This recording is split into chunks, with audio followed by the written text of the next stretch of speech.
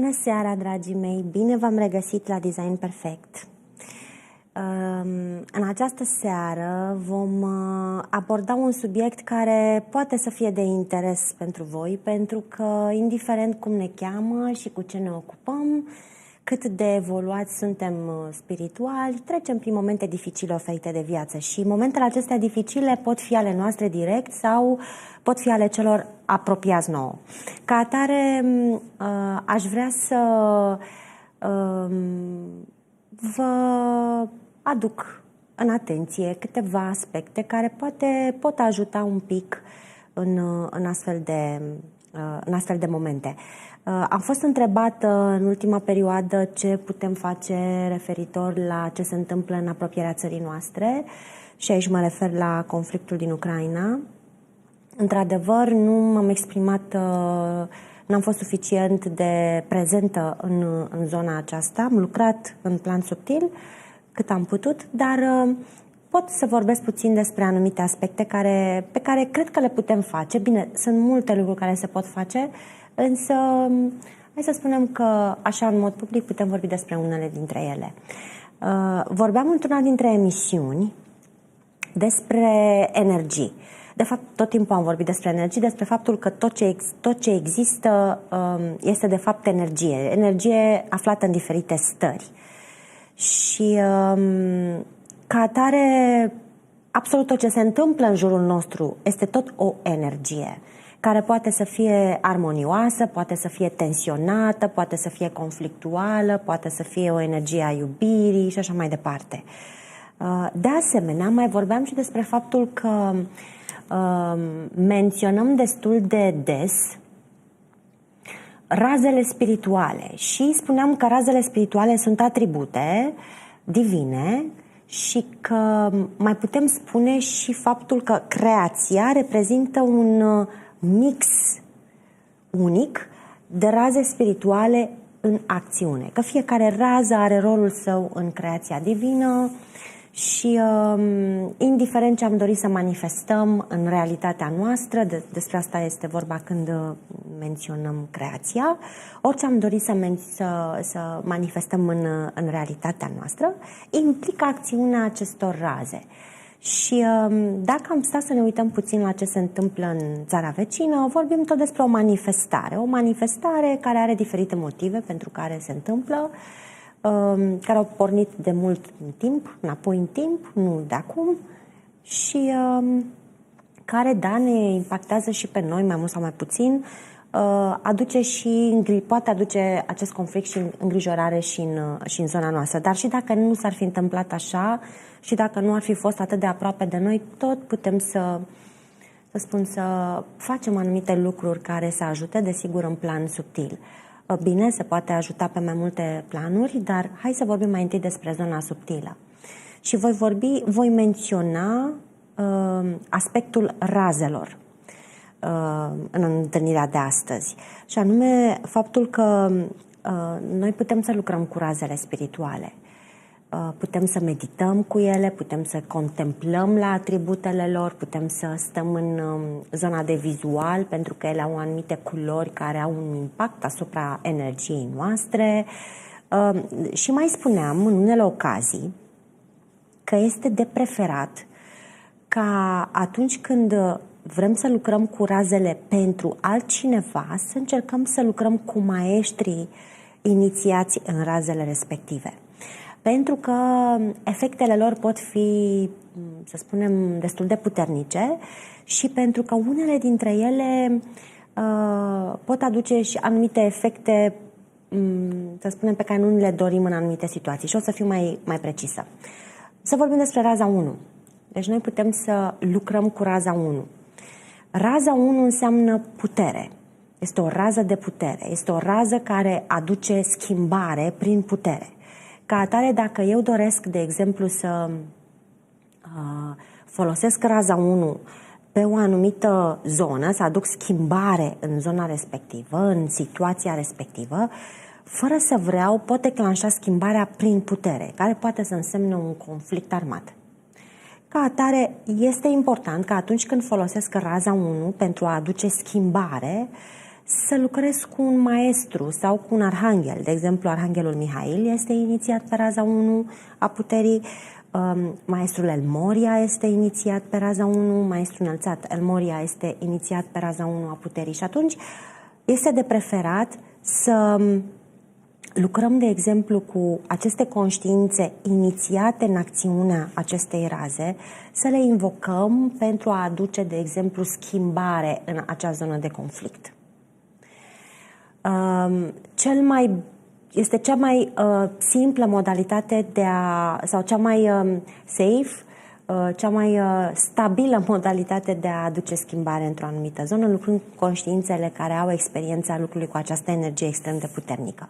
Dar raza 1, o rază a schimbării, pentru că ea declanșează și schimbare, poate să ajute foarte mult în a schimba situația conflictuală care are loc în momentul acesta în apropierea sau în Ucraina. O altă rază care ar putea să ajute foarte mult dar și ea este destul de delicată în acțiune, trebuie să fim foarte atenți, este raza 4. Raza 4, raza divină, este o rază a armoniei. Însă ea vine și aduce armonia care iese din conflict. Ca atare, de multe ori poți să invoci raza 4, să aducă armonie într-o stare și ea, într-o primă etapă, să declanșeze un conflict care să conducă ulterior spre o stare de armonie. Ca atunci când trebuie să scoți tot ce nu funcționa la suprafață, să declanșezi cumva acel conflict, să scoți în lumină tot ceea ce poate să creeze probleme, le rezolvi și atunci ajungi într-o stare de armonie. Tocmai pentru a nu declanșa conflictul, este recomandat să lucrăm iar și aici cu maestrii, de exemplu maestrul Serapis Bey, arhanghelul Gabriel. Sunt conștiințe care ne pot ajuta să invocăm raza 4 a armoniei în zona de conflict, care este iar Ucraina.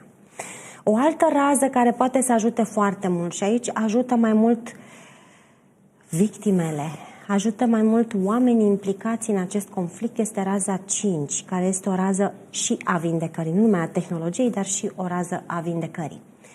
Aici putem să invocăm această rază și putem să o facem direct sau putem să lucrăm cu arhanghelul Rafael sau cu maestrul Hilarion. Putem să o invocăm pentru a vindeca temerile, fricile, conflictele interioare, starea fizică a sănătății oamenilor.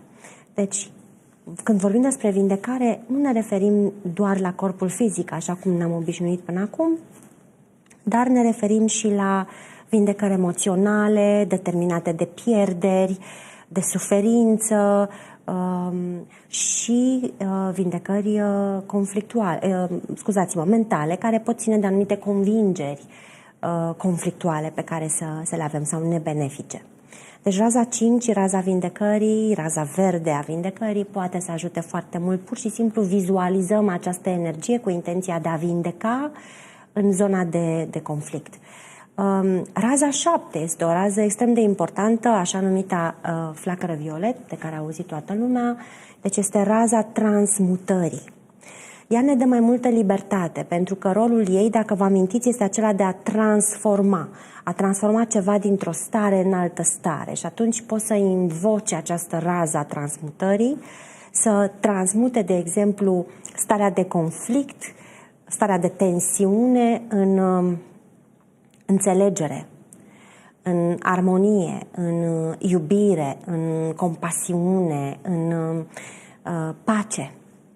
Deci putem să vizualizăm această energie violet în teatrul de război, pentru a ajuta la transmutarea acelei energii de conflict în ceea ce ne dorim noi. Deci ceea ce simțiți voi că ar ajuta în acea zonă, acel atribut, acea calitate, puteți să o alegeți pentru a deveni, să spunem, energia finală, cea de conflict transmutată în ce simțiți voi că ar ajuta. O altă rază mai puțin cunoscută, ca și ca informație, dar foarte des utilizată, este raza A8, care este o rază de curățare. Aceasta este raza de curățare real. Este o energie care curăță ce nu mai este la zi cu evoluția noastră, cu evoluția unei civilizații, evoluția unei culturi, evoluția planetară și așa mai departe. Și putem invoca această rază să curețe toate amprentele energetice învechite care mai pot fi în această zonă și care pot fi activate, iată, din când în când și pot duce la conflicte. O altă rază pe care eu o văd foarte importantă, am putea spune că este extrem de subtilă, dar extrem de importantă, este raza 12, este raza iubirii necondiționate, a energiei cristice, dar a iubirii necondiționate. Ea este aurie, are ca maestră pe Kuan Yin, dar ea de fapt ce va face, va aduce o perspectivă superioară în zona de conflict. Va putea, pentru că iubirea necondiționată, energia cristică, înseamnă o energie care aduce foarte multă înțelepciune. Și atunci răspândirea acestei lumini aurii în zona de conflict are acțiune inclusiv asupra mentalului implicat, uman implicat în zona de conflict și poate deschide mintea și inima către înțelepciune, către compasiune. Oamenii se pot găsi soluții care să evite pierderi omenești și acțiuni, să spunem, brutale în zona respectivă. Deci aceasta ar fi, de exemplu, o modalitate de a lucra, de a folosi spiritualitatea în astfel de situații tensionate. Le putem vizualiza ca energii sau le putem, dacă nu suntem foarte vizuali, putem să le vedem ca pe niște energii incolore sau albe și ne gândim la atributele pe care le au și le lăsăm să lucreze. Suntem observatori. Vedem cum ni s-ar arăta nouă că acționează acele energii în acele zone. Urmărind acest proces într-un mod conștient, prin intenție, ajutăm, dacă vreți, la manifestarea în plan fizic a efectelor acestor raze. Dar amintiți-vă de razele 1 și 4, adică raza schimbării a puterii și raza armoniei ieșite din conflict. Amintiți-vă să lucrați cu conștiințe care sunt, dacă vreți, inițiate pe aceste raze, în mod special. Cu celelalte puteți lucra direct. Aceasta ar fi o modalitate. O altă modalitate ar fi invocarea unor conștiințe superioare, la care voi sunteți poate aliniați, cu care rezonați, să spunem mai mult, pentru a aduce, pentru a influența energiile de acolo, pentru a aduce mai multă înțelepciune în soluționarea unui conflict, pentru a aduce iubire, pentru a deschide inimile către compasiune, pentru a aduce iertare, deschidere către soluții, de asemenea pentru a activa conștientizarea efectelor negative, efectelor secundare negative pe care le poate avea o intenție, cum ar fi, de exemplu, nu știu, distrugerea orașelor, pierderi omenești, oameni răniți, oameni speriați. Poate ajuta foarte mult. Conștiințele superioare se pot implica foarte mult în măsura în care este aliniat la binele superior, în astfel de energii. Pot aduce o liniștire a intențiilor și a energiilor dintr-o zonă de conflict. Bineînțeles că mai există și suportul fizic, pe care să nu uităm, suportul pe care îl putem oferi oamenilor neajutorați din aceste zone. Putem să trimitem ajutoare, putem să-i ajutăm când vin la noi în țară în diferite modalități și există foarte multe inițiative în zona aceasta de voluntariat Și dacă aveți posibilitatea, puneți-vă o secundă în locul acestor oameni care își iau o sacoșă și pleacă la drum și nu știu ce vor mai găsi acasă și nu știu ce se va întâmpla mâine și ce important este când ajung în partea cealaltă, într-o zonă liniștită, să primească suportul de care au nevoie. Să ne amintim întotdeauna că, indiferent cât de spirituale am fi, noi trăim într-o realitate fizică. Și este important să acționăm și activ, cu iubire activă, care este raza 3, tot vorbeam de raze, adică dă-i omului ajutorul de care are nevoie, iubește-l dându-i ajutorul de care are nevoie în acel moment, dă-i hrană, dă-i un adăpost, oferă-i ce are nevoie ca să stea liniștit în această perioadă și poți să-i trimiți și energii vindecătoare, să-i lucreze subtil pe structuri și pe corpurile emoțional-mental. De asemenea, să nu uităm țara noastră, care este vecină, și atunci putem să invocăm energii superioare de protecție, care este tot raza 1, care să aducă multă stabilitate, liniște, pace. De asemenea, putem invoca raza a doua, a înțelepciunii, care să ofere factorilor de decizie multă înțelepciune, multă diplomație, încredere în ce pot face într-o astfel de situație, să spunem, delicată. De asemenea, conflictele care au loc în apropierea țării noastre pot declanșa conflicte interioare, activa tot felul de temeri, frici, convingeri nebenefice în rândul populației noastre, din țara noastră.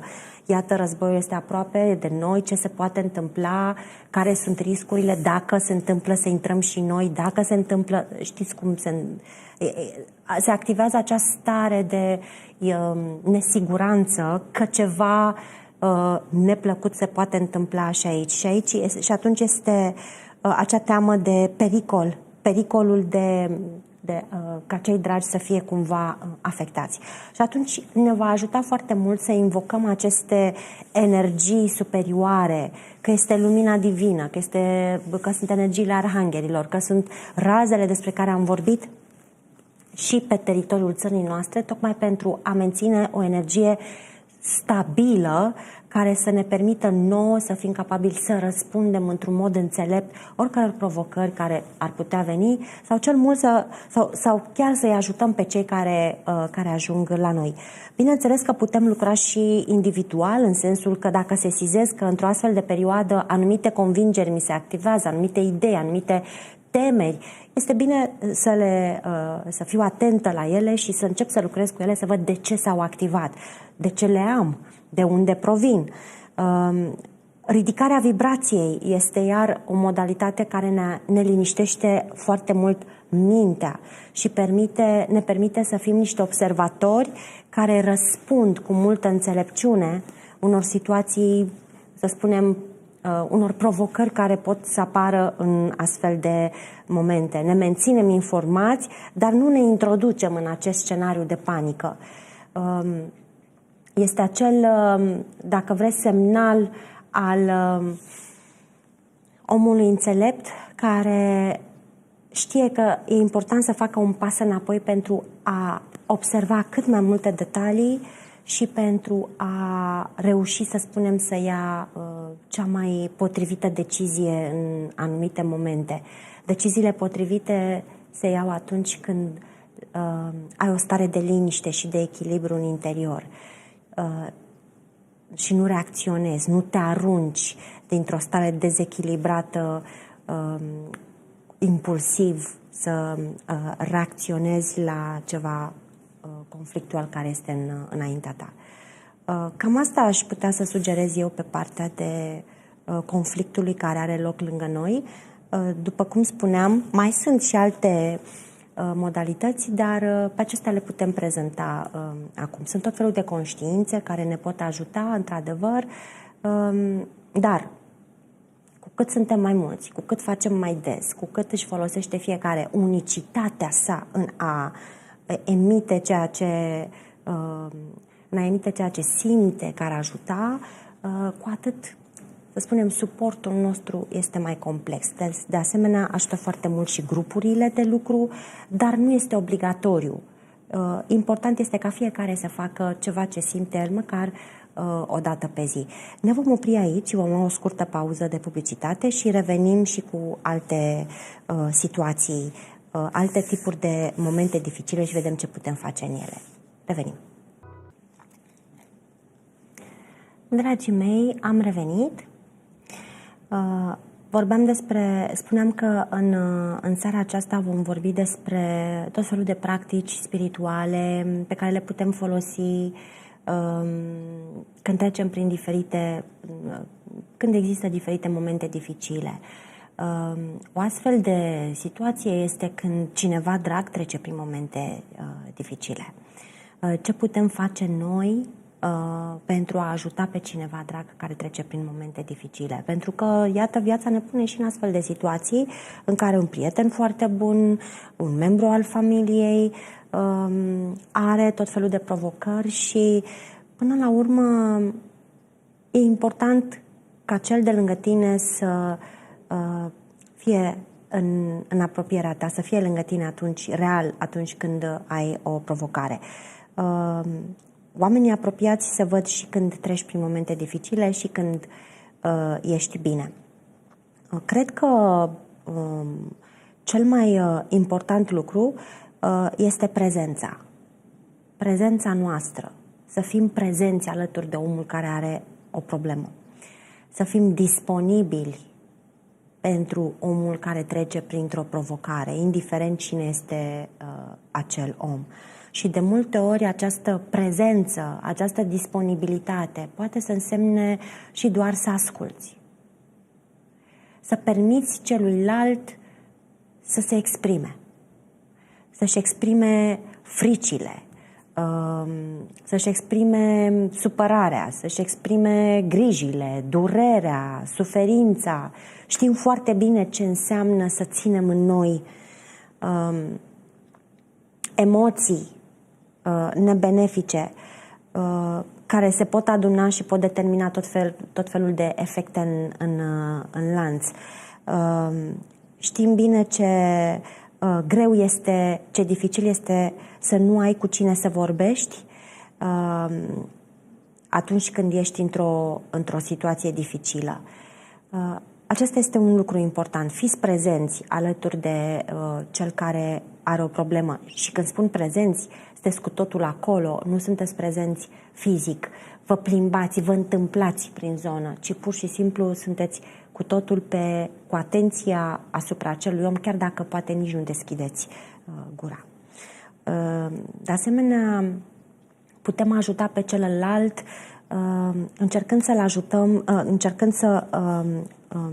prin comunicare, să înțelegem ce ar putea să învețe din acea situație, ce ar putea să învețe din acea provocare, cu ce îl ajută efectiv. Pentru că, după cum știm, din perspectivele superioare, toate provocările pe care le avem ne ajută să creștem, ne ajută să ne extindem, ne ajută să schimbăm ce nu funcționează, ne ajută să ne depășim limitele, să ne învingem fricile, să ne activăm curajul de a face lucruri noi. Și atunci, în momentul în care îl focalizăm pe celălalt, îl direcționăm pe această zonă constructivă să caute beneficiile pe care îi le poate aduce o astfel de situație, poate să treacă mai ușor prin proces, soluțiile pot fi diferite. De asemenea, îl putem ajuta în mod real, dincolo de a vedea care ar fi beneficiile, îl putem ajuta în mod real să găsească soluții la problemele cu care se confruntă. Desigur, noi nu putem face lucruri în locul celuilalt, dar putem să, prin comunicare, putem să ajutăm la identificarea unor soluții care să nu...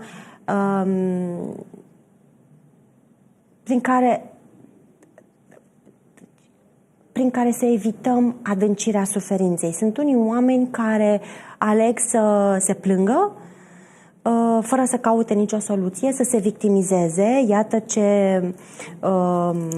ce mi s-a întâmplat, ia uite ce mi-a făcut Xulescu, ia uite ce situație mi s-a întâmplat, fără să caute niciun fel de soluție. Și sunt oameni care caută să iasă din acea zonă de conflict, să spunem, că poate să fie tot o zonă de conflict. Da, este important de asemenea să lucrăm cu omul respectiv sau să comunicări firești și simple, să încercăm să analizăm împreună ce a declanșat acea provocare, dacă sunt cumva tipare, lucruri care s-au întâmplat în mod repetat, ce temere are, de ce percepe suferință, de ce percepe rezistență la o anumită provocare, deci ce convingere are, ce frice are, de unde pleacă și cum ar putea să treacă peste ele. De asemenea, este important să nu judecăm acțiunile unui om care trece printr-o stare de durere, de suferință.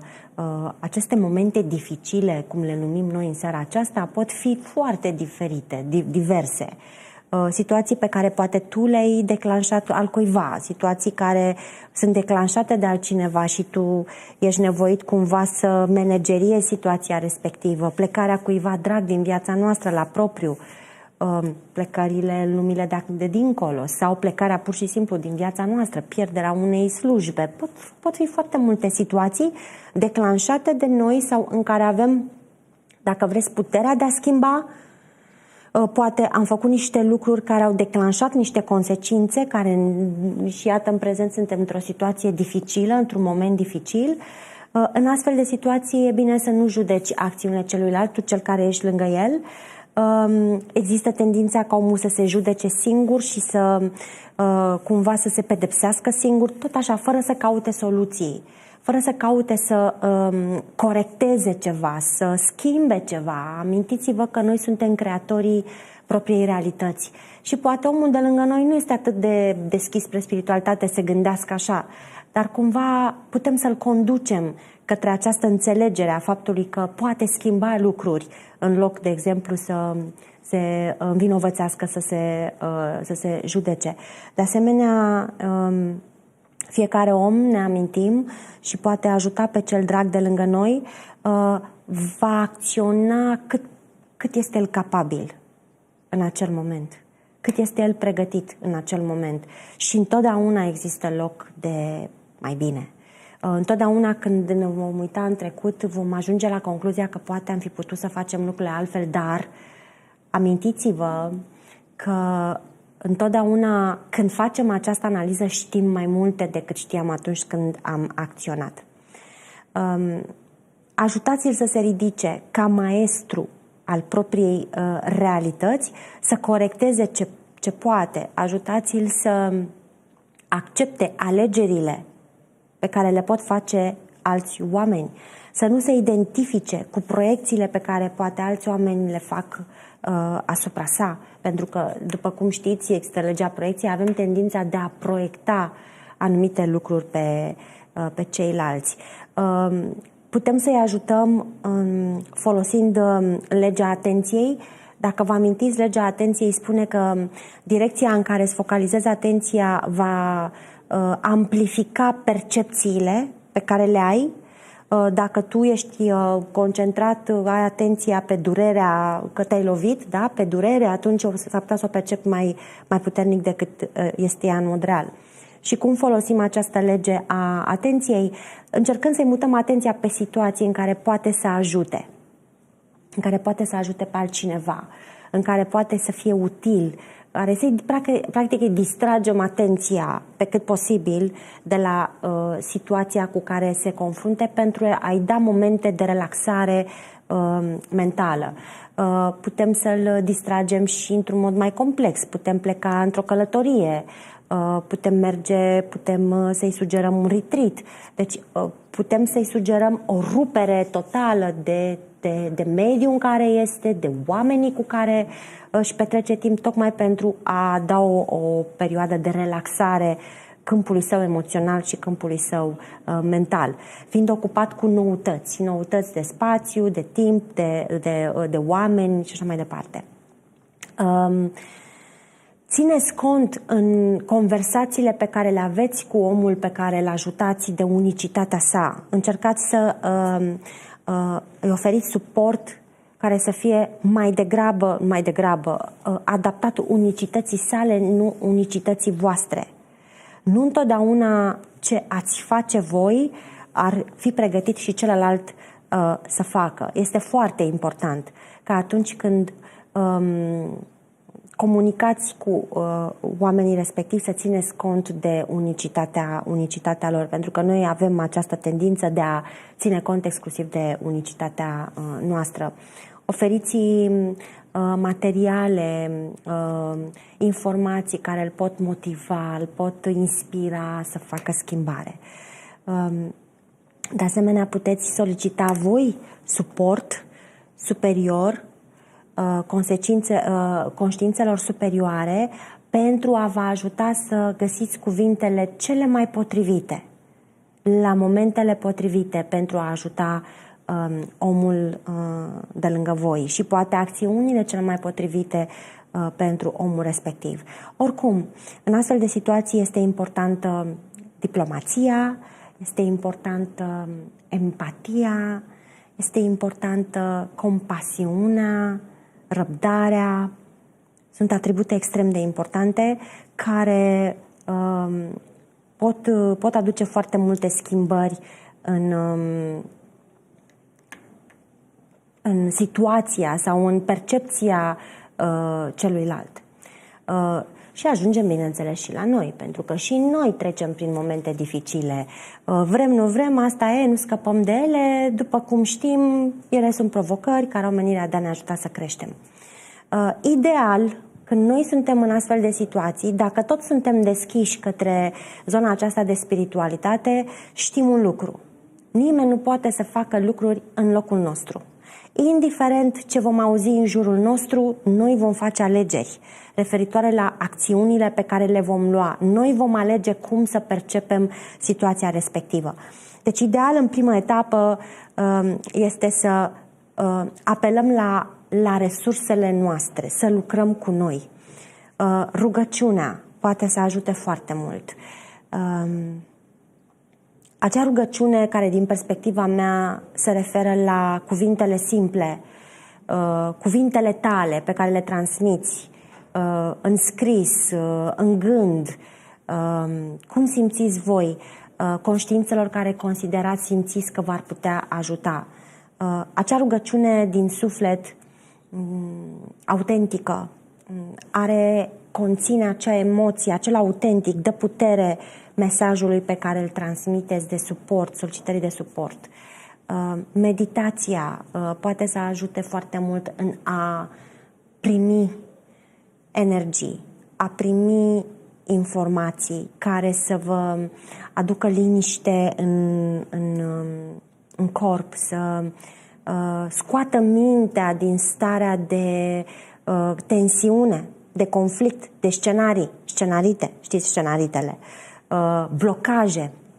Aceste energii înalte oferă foarte multă receptivitate la perspectivele superioare. Deci rugăciunea, meditația sunt foarte, foarte importante. Apoi e important să aveți în atenție anumite lucruri pe care poate le uitați. Și dacă în prezent vă aflați printr-o astfel de stare mai de provocare, poate vă ajută să vi le reamintesc. Oamenii sunt unici și vor acționa cum îi duce cap, pe scurt și simplu, cât sunt ei pregătiți în momentul respectiv. Și noi facem la fel, deci nu doar ceilalți, este valabil pentru toată lumea. Este important să respectăm dreptul de a alege. Dreptul celuilalt de a alege ce face cu viața sa. Așa cum și noi avem dreptul să răspundem unor situații prin liber arbitru. Pentru că orice ar face un om din realitatea noastră, noi avem puterea de a răspunde acelei situații declanșate. Da? Deci, există acest liber arbitru, drept de a alege, pe care și noi îl avem, dar și celălalt îl are. Fiecare provocare, amintiți-vă, ne învață ceva, ne poate ajuta. Deci dacă ești într-un moment dificil, așa cum l-ai numit, un moment greu, dificil, indiferent despre ce este vorba, el te va ajuta ori să-ți depășești limitele pe care ți le-ai pus singur. Ai crezut că tu n-ai putea să faci anumite lucruri, să conștientizezi ceva. Dacă vă amintiți, am avut emisiunea despre conștientizare și spuneam că de multe ori doar o înțelegere mentală a unor lucruri nu te ajută să înțelegi, să conștientizezi pe deplin, să accepti pe deplin anumite lucruri. De multe ori ai nevoie și de experiența emoțională, care poate să fie dureroasă, dar dacă tu doar știai că poate nu te ajută o situație, până nu o simți și pe pielea ta, cum ai spune, până nu o simți și emoțional, poate nu ajungi să conștientizezi ceva. Deci o situație dificilă te poate ajuta să conștientizezi ceva. Te poate conduce la un scenariu pe care încă nu-l vezi. Amintiți-vă că nimic nu este întâmplător. Deci, poate că acum vi se pare că treceți printr-o dramă, dar poate lucrul acela are rolul de a te așeza pe un scenariu care să aducă mai mult bine în viața ta. O astfel de experiență sau un moment dificil ne poate ajuta să ne clarificăm niște aspecte. De multe ori nu înțelegi niște lucruri, chiar și mental, până nu treci printr-o anumită situație, ești scos total din zona ta de confort. De asemenea, un moment dificil poate să aibă legătură și cu faptul că de multe ori trebuie să se închidă o ușă, trebuie să se închidă un ciclu, trebuie să se închidă un tipar, un scenariu ca să poți să declanșezi altul. Se închide o ușă ca să se deschidă altă ușă și s-ar putea ca pentru noi să fie dureroasă ușa aceea care se închide.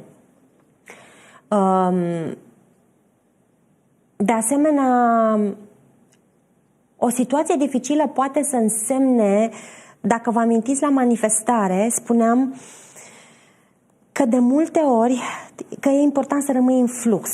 Adică tu poți să crezi că unele lucruri se pot întâmpla într-un anumit fel, iar universul să-ți arate că nu se poate. Această înțelegere a faptului că această experiență a lui nu se poate să fie pentru tine un moment dificil. În momentul acela vezi ce opțiuni libere îți rămân, ce poți să faci, ce este disponibil lângă tine, înaintea ta, la îndemâna ta pentru a-ți atinge obiectivul respectiv.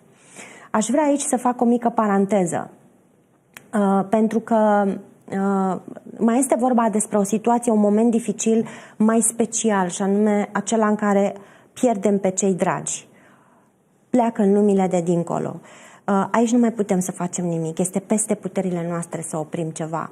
Însă e important în astfel de situații să ne amintim că venirea la întrupare și plecarea sunt ambele niște procese firești. Este firesc să plecăm. Toți am făcut această navetă de multe ori. Bineînțeles că nu ne mai amintim de ea, dar aflăm în diferite modalități despre trecuturi ale noastre. Deci naveta aceasta este făcută. Sufletul nu moare. Plecarea dincolo este doar o existență într-o stare modificată, într-o realitate modificată. Asta înseamnă că există comunicare, într-adevăr este diferită, este telepatică, este intuitivă, este prin vis, dar ce e important să știți este că atunci când un suflet ajunge în lumile de dincolo, pentru el este important să observe, să vadă acceptarea celor care au rămas. Îl va ajuta pe el să se poată focaliza pe ce are de înțeles acolo și nu va avea o parte din energie ocupată tot timpul cu cei dragi rămași, încercarea de a-i consola. Deci noi suntem prioritatea în momentul în care pleacă sufletele dincolo. Sufletele dincolo au tot ajutorul de care au nevoie, specializat și superior celui pe care l-am putea oferi noi de aici. Noi rămânem cu suferința, noi rămânem cu dorul pentru că noi înțelegem mai greu faptul că nu există comunicare, sau noi înțelegem mai greu faptul că există de fapt comunicare cu lumile de dincolo. Ce ai face tu pentru acum, tu cel care a rămas aici, ce ai face pentru să onorezi, ca să onorezi prezența acelui om care a plecat din viața ta? Ce l-ar face să fii mândru? Cum îți continui viața în așa fel încât celălalt să zâmbească atunci când știe despre tine sau vede ce s-a întâmplat? Sunt doar câteva idei pe care vi le aduc cumva în atenție. Revenind la momentele dificile prin care noi amintiți-vă că noi avem 4 corpuri. Asta înseamnă fizic, emoțional, mental și spiritual. Fiecare dintre ele înseamnă, dacă vreți, o personalitate a noastră și noi, ca întreg, însemnăm mixul acestor 4 personalități în această realitate fizică. Asta înseamnă că voi avea întotdeauna părți din mine care vor fi de o anumită părere într-o anumită situație. Atunci când suntem într-un moment dificil, e important să vedem ce părți din noi suferă, ce părți din noi sunt verticale, sunt gata să răspundă, care se panichează, emoționalul, mentalul de obicei găsește soluții. Emoționalul este cel care suferă dacă este vorba despre, nu știu, o relație de cuplu, care are probleme. Spiritualul este înțeleptul acela din noi. Amintiți-vă de acea comunicare, aveți o emisiune întreagă dedicată celor 4 corpuri. Amintiți-vă că ați mai trecut prin momente dificile, cum ați trecut de ele, ce ați învățat de ele, acest proces prin care acest proces prin care facem o analiză a ceea ce s-a întâmplat în trecut, în alte situații aparent dificile, ne ajută să înțelegem că și această situație din prezent ne va ajuta mai târziu cu ceva și ne dă o altă deschidere către a găsi soluții. De asemenea, e important să ne dăm spațiu, să contemplăm, să ne dăm voie să plângem, să suferim, dar controlat, adică nu la nesfârșit. Este important să acceptăm faptul că trecem printr-un moment dificil, nu să ne prefacem că nu există sau cumva să gâtuim emoțiile care au nevoie să se elibereze. Ridicați-vă foarte mult vibrația și vorbeam despre melodii care ne inspiră, petrecerea timpului în natură. Rămâneți în prezent, nu vă întoarceți în trecut, nu stați să analizați ce a fost în continuu ce v-a produs suferința din trecut, ci trageți concluzia și rămâneți în prezent. Este o vorbă care pe mine mă ajută foarte mult în momente dificile. Let go and let God. Dă drumul la tot și ai încredere că viitorul îți va aduce în modul său firesc, prin fluxul acela, înțelepciunea superioară, îți va aduce scenariul cel mai potrivit atunci când nu te opui, atunci când renunți la control. Vreau să se întâmple asta și vreau să se întâmple așa și vreau să se întâmple acum. Dacă tot lași divinității sau înțelepciunii superioare puterea de a lucra în viața ta, atunci amintește-ți că ea are la dispoziție infinite posibilități de viitor. Nu creați scenarite și nu vă blocați mintea pe a decide cum se va întâmpla mâine. Pentru că viața e plină de surprize și neplăcute, dar și plăcute. Apoi amintiți-vă un lucru. Când sunteți într-un moment, într-o provocare, în mijlocul ei, a cam trecut. Deci sunteți cam spre final. Ce urmează? Rezolvarea. Dar rezolvarea poate să presupune și o vindecare. Vindecarea este un proces. Aveți răbdare cu voi și nu dați suferinței putere mai mare decât are. O să vă dau doar câteva perle de înțelepciune pe care unii dintre maestrii ni le-au adus în discuție. Lord Lanto spune: fiecare pas pe care îl faci te ajută să te îndrepți spre o clarificare, o rezolvare. El poate nu este măreț, dar este necesar. Acționează, nu sta pe loc. Lord Sananda, pe care îl știm și sub denumirea Isus, prețuiește tot ce este valoros în viața ta, onorează și păstrează ce este valoros în viața ta. Lady Nada, întotdeauna atragi în viața ta oameni care îți arată ce să corectezi și oameni care îți arată potențialul pe care îl ai. Nu găsi scuze pentru a te debarasa de potențialul superior doar pentru că te scoate din zona de confort. De aceea l-ai atras, să te scoată din zona de confort, să te motiveze, să te ridice. Hilarion spune nu provocării de a fi mai bun. Merlin pune în joc tot ce ai mai bun și vei reuși ceva mai bun. Nu lăsa punctele slabe să joace jocul. Lady Portia, cu cât e mai mare provocarea, cu atât ești mai pregătit pentru ea. Admiră-te pentru ce poți face cu acea provocare. Ea vine întotdeauna la un moment divin. O să vă las cu această perlă de înțelepciune din partea lui Lady Portia și amintiți-vă doar atât. Orice provocare are rolul de a te ajuta să te ridici, să fii mai bun, să fii diferit, să fii mai mult decât ai fost ieri. Vă doresc o seară liniștită. La mulți ani, doamnelor și domnișoarelor, pentru ziua de 1 martie. Ne întâlnim lunea viitoare cu o nouă temă. Seară bună!